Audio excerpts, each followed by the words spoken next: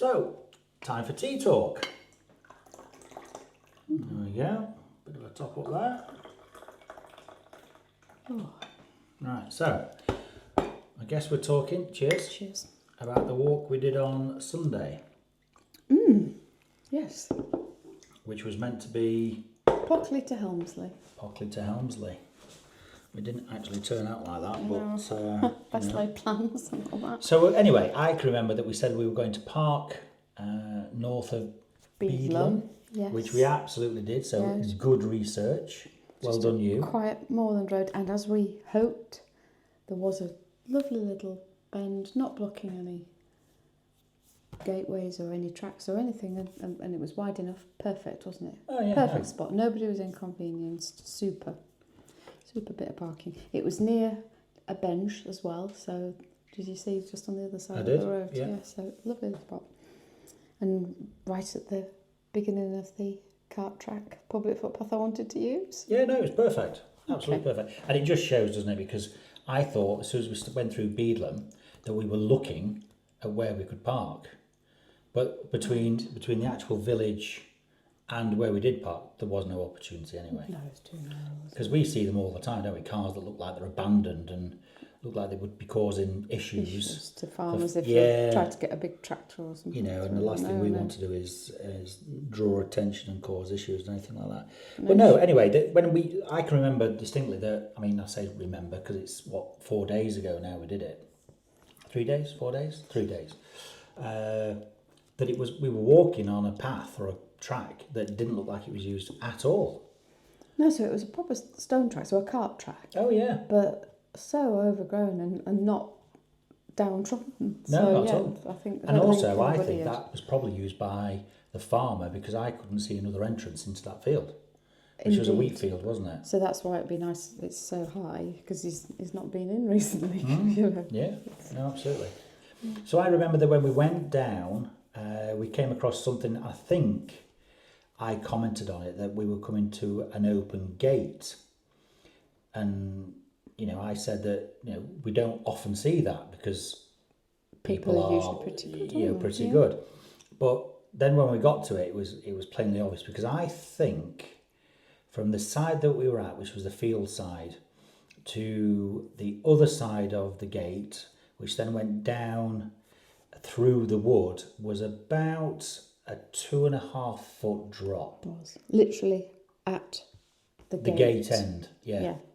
So the gate was wedged open, clearly not meant, close please do not shut this. So, yeah, because...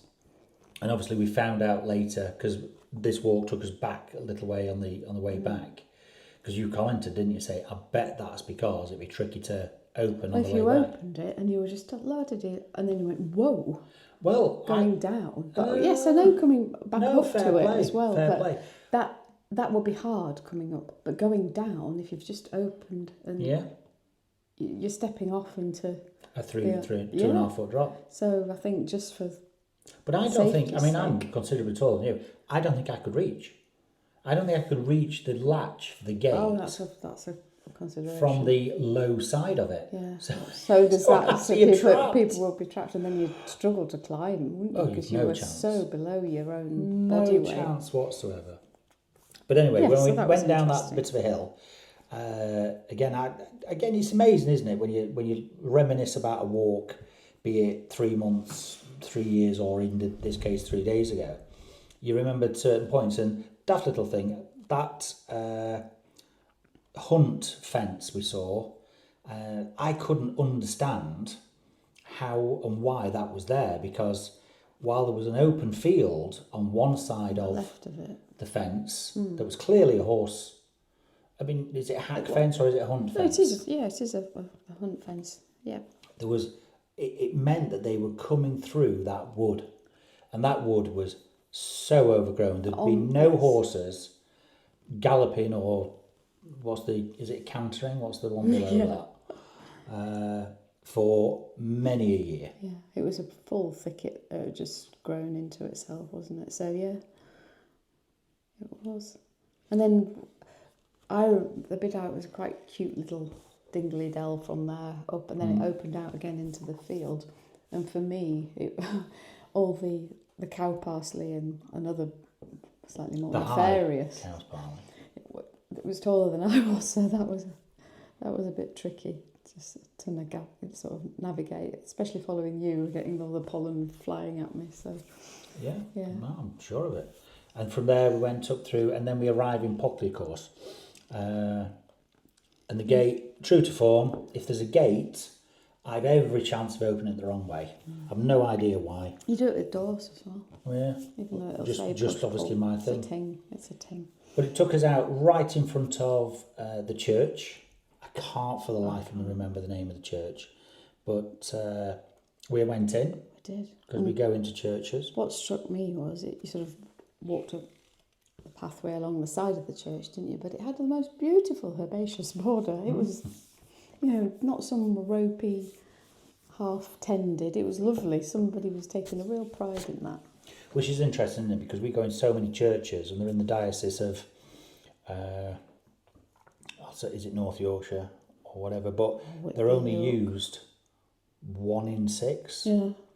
Because, don't they? Well, Pockley is how small?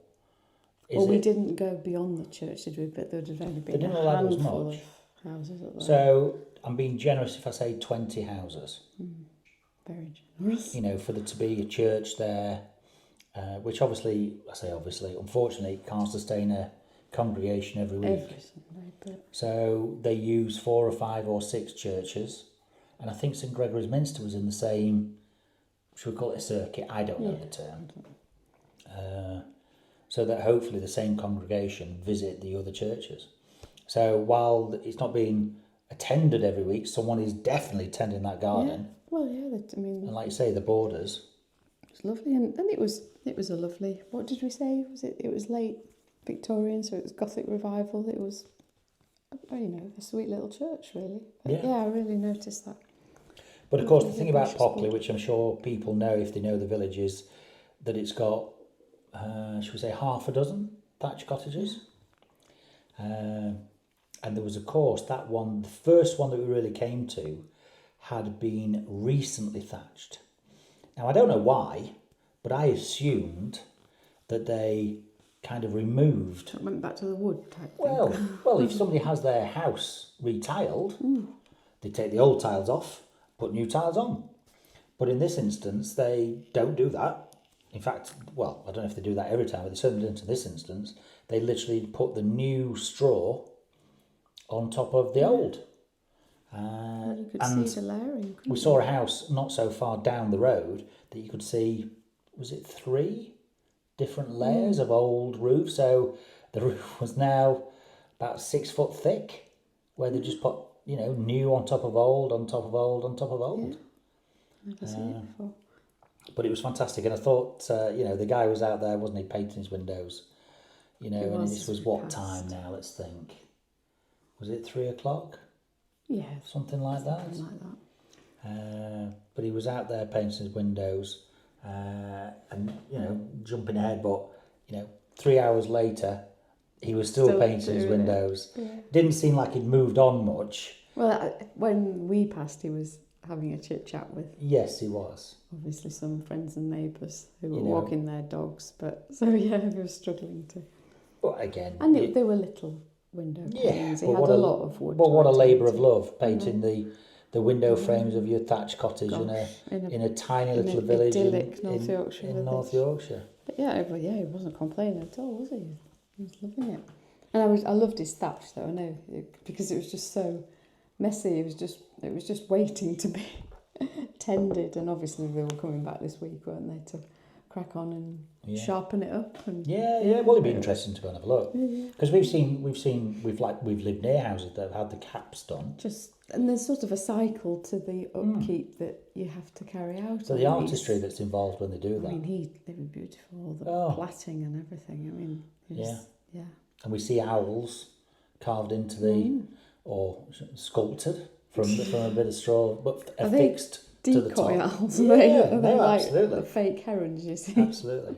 And another thing that taught me, because when we left the track to go through the wood, we saw that tree, which Well, it was odd looking, and again, people might roll their eyes and say, of course, but it had been a tree that had been kind of cut.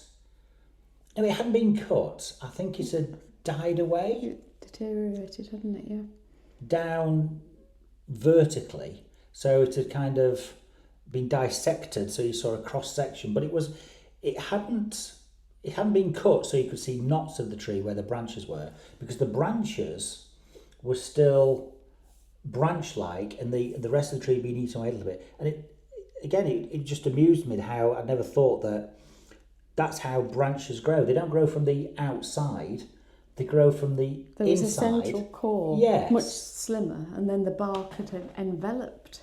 And they stay. And they were still coming out, and I've probably not described that very well, but I think if I showed someone a photo of the tree, they'd get what I meant. But as you draw a tree, as in a bit of trunk and then stick a branch out, that is not how it is at all. That branch goes. It's as if the branch had been stuck into the trunk all the way to the middle. Yeah, no, it was fascinating. And to me, it just looked like a totem pole. It was just stuck there on the side of the path. And then 5 minutes later, what was probably the highlight of the walk, certainly for me, was meeting our friend the farmer. So it turned out that we'd taken a turn a little early. And again, we've mentioned this before, but we really must update our OS maps. Because it had been there. It had absolutely been there. Because we saw evidence of later, old North York Moors signage gates. That was now defunct. But correct. So we were wrong because we were not up to date. We were out of date. But anyway.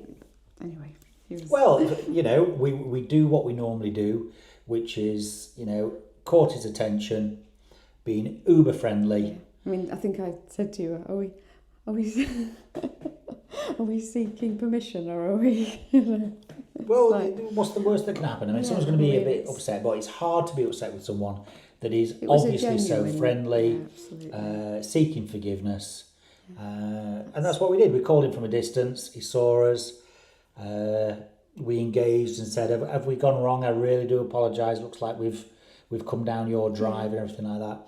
And the guy could not have been friendlier. And I've just looked back, and we spent a full 9 minutes being given directions. Probably 3 times over. But essentially, I mean, and the guy had, for me, you reckon it was a Teesside accent, didn't you? Well, it's the sort of the northern East Yorkshire that's getting a bit of Teesside to it, but there's still a Yorkshire twang to it. And then there's a bit of East Coast as well in it. But I'd not heard anything like that. Really? And I would say I've got a sometimes a broad accent, but it's South Yorkshire clearly.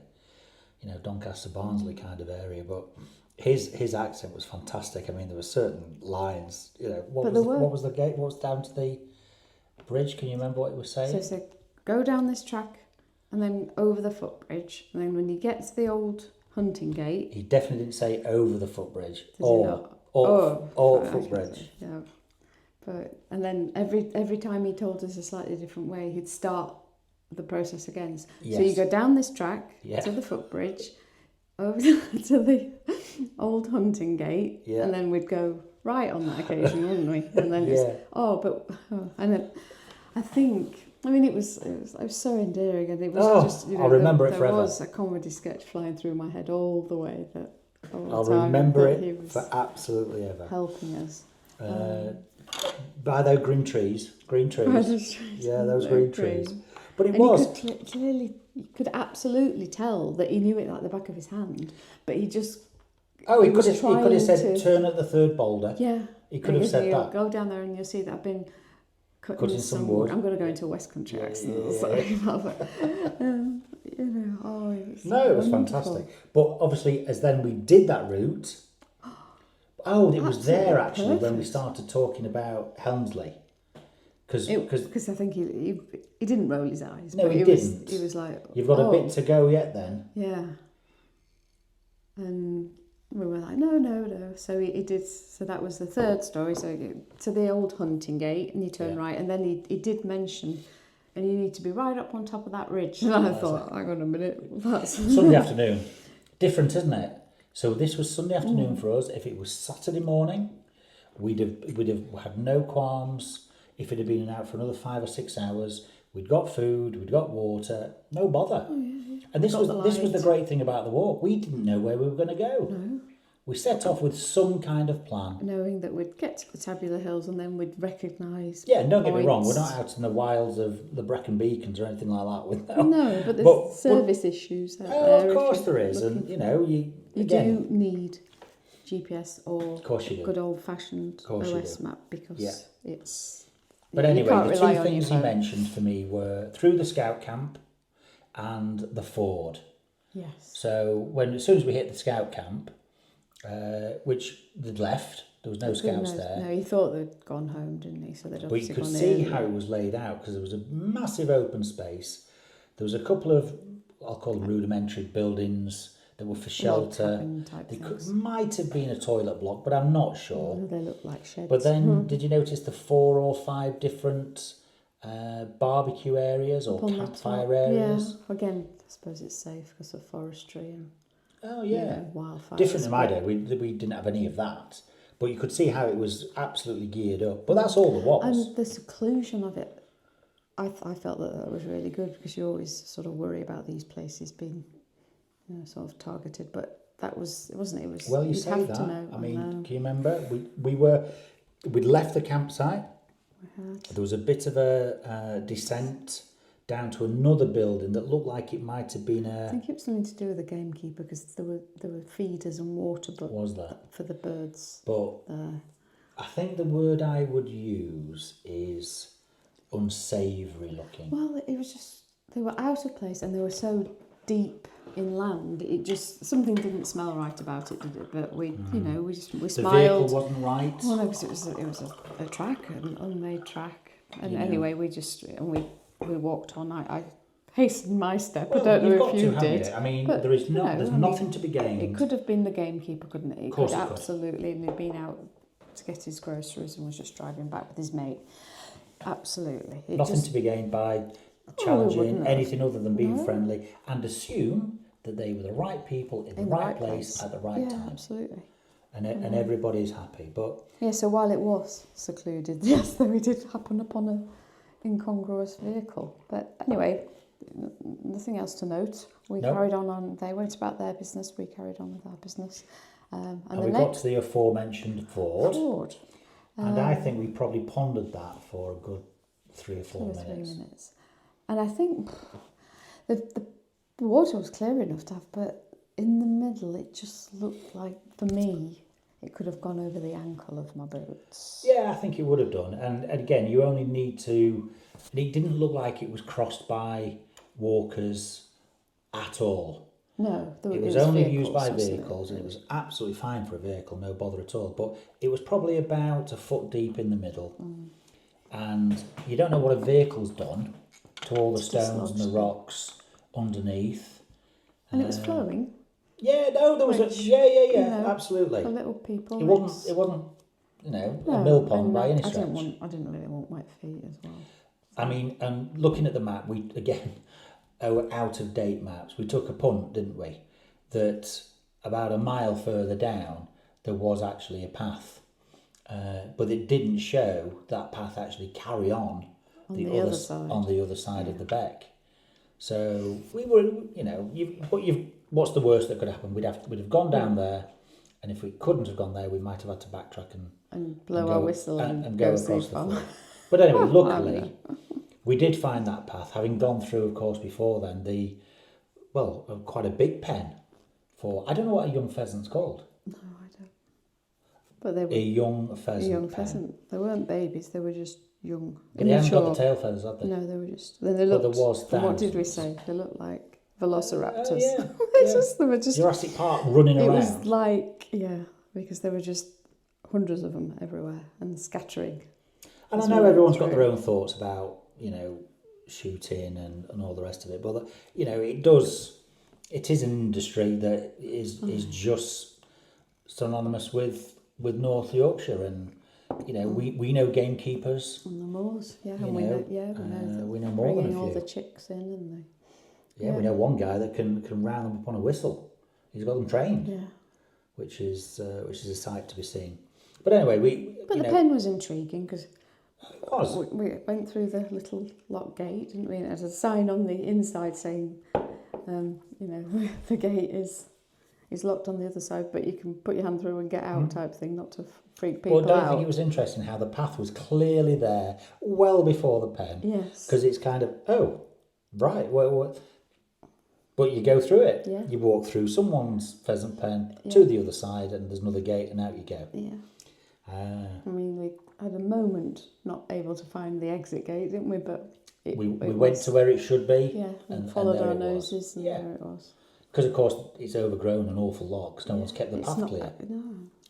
But anyway, we found the path down across, again, I don't think that path was used very much at all. And we kept seeing bridle away straight on, footpath left. Massive thicket, absolutely no way of getting through it. Another half a mile, bridle away straight on, footpath left. So no one's ever taken the signs down, have they? No. So, and you think, I've not checked back on the current OS. You think they are now defunct, those? They've gone? I would say so. It's not just lack of use led to them being, absolutely taken and no one off would try to go down them now, but I bet there was a period where people thought, oh, it doesn't look like it, but it's there, so I'll follow it. Yeah. And could have got into all sorts of trouble. Because the bank starts to drop quite severely. And when there's that much vegetation, you don't know what's under your feet. So, and that's why I, bang on about, a well-trodden path. There's nothing wrong with that. Mm-hmm. We've done rough walking. It's not... We've navigated ourselves up a mountain. I didn't like that because, No, it's not for everybody. And I don't feel the need to do it that often, but, a path where you know where you're going. I don't mind that it's... a public footpath that isn't used that much, but to know that it is a path where you've got permission and in theory there's no gotchas, means a lot to me. Absolutely, we're not here to, But anyway, the bridge was sturdy enough, But when we finally got to the bridge? Well, yeah, when we finally got to it. Yeah, because obviously we could have missed. Well, yeah, because it doubles back as well, doesn't it? And the post was down. Oh, of course it was, yes. But we also, I do recall our farmer friend saying, if you get to the end, you'll probably have to go back 300 yards. He did, didn't he? Because you'll have missed it. That's right. Yeah, I remember on one now. of the recountings of the tales that we needed. Well, you've got a good memory for things like that. Yeah. Well, yes. Where I was just mesmerised by him, so I didn't. I don't think you were. Yeah, you were. I don't think I was taken in. I thought this is great. He's telling us where to go. But again, from there, it was a bit of an incline up to. Yeah, that was a. It was a pull, wasn't it? Yeah. Yes. I mean, I'll have a look in a second what elevation we did and everything like that. And then it was clear that when we got back up there, I think I could see as soon as we got up. Yeah, we could see rooftops, which we knew was Pockley. Yeah, we were just south of Pockley. And we were only, a 5-minute walk into Pockley. Yeah. And the guy, as we mentioned earlier, was still painting his windows. Happily painting his He could still be there now. I can imagine it probably had a little G&T or something in between while we were... Not a problem. Yeah. And from there, really, we're recounting our steps, aren't we? We get back to the gate and you opened it the right way this time. And then, something that we rarely do, actually. We crossed our... Yeah, we don't, do we? Tracks again, but it's always different. It is always... Different view, isn't it? Different time of day. Yeah, exactly. And I talked about the field with all the vegetation that was taller than me. It was worse on the way back. I was absolutely... Did you see me? I was covered in all the pollen and the bits and bobs. And so we walked back there. So let me have a look then. Let's have a look at because it was supposed to be a 4-5 mile walk, wasn't it? Yep, just a little. It actually turns out that it was 9 miles in 3 3/4 hours. So it says here average speed 2.4, maximum speed 25.1 miles. I know what that is. So that means I actually didn't turn my watch off until we were driving off. Oh, Rodney. Now, I actually think we'd only done a couple of 100 yards. It's come back to me now. Oh, yeah, I suppose. I didn't actually know that it would register that. Because I thought it was just for walking. Because it's set for walking. Yeah. So it would absolutely know that I can't walk at 25 miles an hour. So anyway, we can take off So probably we didn't quite 0.04 of them. No. Yeah, we did 9 miles. I do remember looking and saying it was about 9 Oh, miles. okay. So what have we got? Maximum heart rate 137. This is set for me, of course. Ascent 600 feet. Oh, okay. Which isn't a lot, is it? At all. Not a lot at all. If we haven't done 1,000, we think there's something wrong. But you know, again, ascent time 51 minutes. Out of three and a half, something like that. So, you know, nearly an hour. Yeah. Going uphill. I mean, we did a lot of that going down to go back up again stuff. So. And I can't remember what it means by ascent, but it means ascent. It doesn't mean an incline. It actually means ascent. So, so all in all, it was it was a good Sunday afternoon walk, wasn't it? It was, yeah. And one that we'll do again. We'll do the longer version, I think. Getting ourselves actually into. Now we know where we're going. We might knock on his door though. I'm just saying. And say we're here we again. never got home. We're still wandering. Yeah. we stayed in the scout camp. Absolutely, we went over the bridge right to the hunting gate. No, but he was such a good guy. Loved him to bits. Told us a tale about. I mean, because it was a Duncan Park property he was living in. Of course it was. Yeah, no, absolutely. I mean, officially, I think he was the gamekeeper, wasn't he? No, he mentioned the game. He said, the did he? gamekeeper's been cutting it. This, that and the other. I don't think he was. I think he literally... He had his sheep, didn't he? He was farming. Yeah, I suppose he was, farming anyway, hills. really enjoyed it. It was good. And we'll do it again. Yeah. Great stuff.